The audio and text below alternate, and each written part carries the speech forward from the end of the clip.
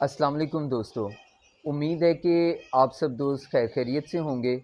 आज हम अपनी इस वीडियो पे जिस टॉपिक पर बात करेंगे वो है प्रोबोटिक्स। अच्छा, अब प्रोबोटिक के हवाले से अक्सर लोग या नए आने वाले फैंसियर वो कंफ्यूज होते हैं कि ये प्रोबोटिक्स क्या हैं और इनका बर्ड के ऊपर इस्तेमाल क्या है, इसका कोई फ़ायदा है, इसका कोई नुकसान है, इस्तेमाल कैसे करना है। तो इंशाल्लाह आज हम ये सारे जितने ख़दशात हैं, जितनी कन्फ्यूजन है, उनको दूर करने की कोशिश करेंगे। तो हम शुरू करते हैं अपनी वीडियो। और सबसे पहले आपको ये पता होना चाहिए कि प्रोबोटिक्स क्या हैं।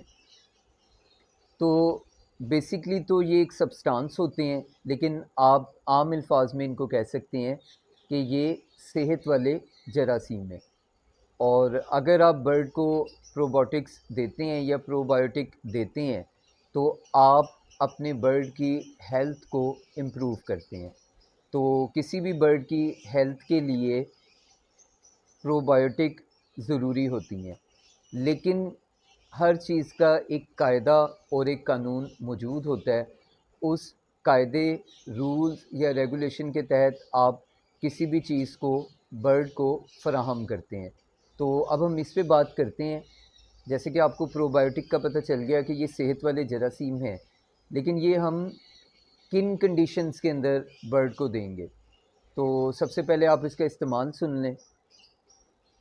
समटाइम ये होता है कि आप बर्ड को, मैंने ये देखा है कि अक्सर बर्ड फैंसियर्स बर्ड की प्रॉपर डिसीज़ को डायग्नोस करने की बजाय एक कयास की सूरत में, यानी उसको जो है एट रैंडमली मेडिकेशन करना शुरू कर देते हैं। उसमें वो एंटीबायोटिक भी देते हैं, कोई एंटीबायोटिक का कम्बिनेशन भी दे देते हैं, जो कि बर्ड के लिए इंतहाई नुकसानदेह होता है। तो अगर आपने बर्ड को कोई एंटीबायोटिक दी है और उसके नतीजे में बर्ड के सेहत वाले जरासीम ख़त्म हो गए हैं, तो आप ये वो पहली सूरत होगी जब आप बर्ड को प्रोबायोटिक इस्तेमाल करवाएंगे। अच्छा, अब अक्सर लोग क्या करते हैं कि वो कहते हैं जी बर्ड थोड़ा सुस्त हुआ हुआ है, आप इसको डिस्प्रिन दे दें।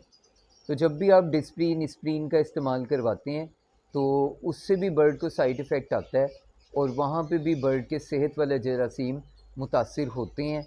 तो उस सूरत में आप प्रोबायोटिक का इस्तेमाल करवा सकते हैं। इसके अलावा आपने देखा होगा कि सम टाइम सीज़नल इफ़ेक्ट्स आते हैं बर्ड के ऊपर। यानी बर्ड आपका काफ़ी गर्मी में रहा, 1 या 2 माह उसने गर्मी में गुज़ारे, उसकी वजह से वो हेल्थ जो है उसकी वो पुअर हो गई। फिर इसी तरह बरसात का मौसम आ गया, शदीद हबस में से गुज़रा, आपने इलेक्ट्रोलाइट नहीं दिए, तो ऐसी सूरत में भी बर्ड के इलेक्ट्रोलाइट्स सेहत वाले जरासीम ख़त्म हो जाते हैं। तो बर्ड को सेहत वाले जरासीम यानी प्रोबायोटिक की ज़रूरत होती है। तो ये वो सीज़नल कंडीशन है जिसमें आप बर्ड को प्रोबायोटिक इस्तेमाल करवा सकते हैं।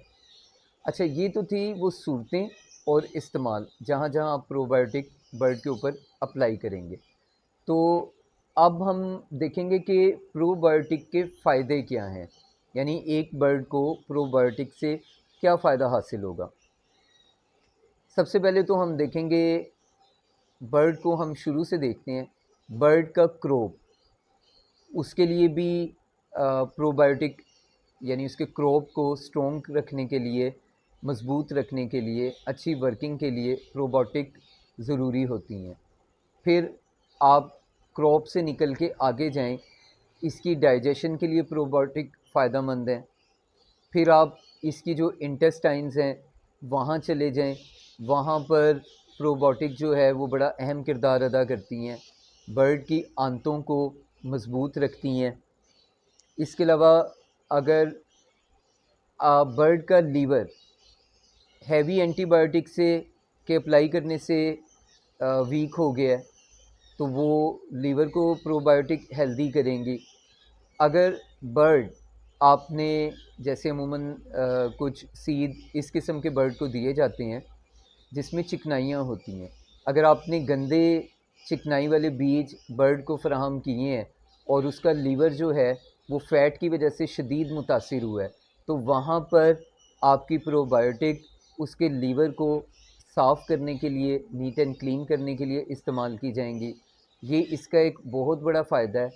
और क्योंकि जब भी किसी बर्ड का लीवर डैमेज होता है तो बर्ड की कंडीशन काफ़ी ख़राब हो जाती है, तो वहाँ पर प्रोबायोटिक जो हैं वो बहुत ज़्यादा फ़ायदा देती हैं बर्ड्स को, इसकी डाइजेशन के लिए।